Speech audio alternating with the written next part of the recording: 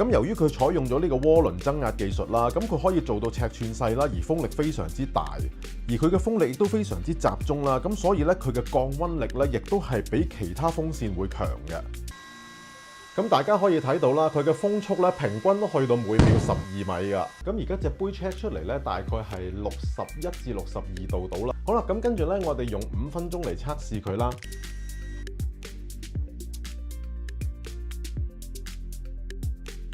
好啦，大家見唔見啊？而家再 check 嘅時候咧，佢只係49.8度啫。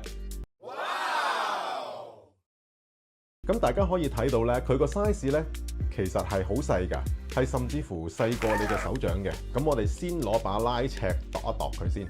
咁我哋度出嚟嘅尺寸咧，見到其實大概都係11 cm 到嘅啫。咁由於佢個 size 咁細啦，咁你去旅行嘅時候袋落袋或者袋落篋，甚至乎袋落去你嘅褲袋嗰度咧，都非常之方便啊。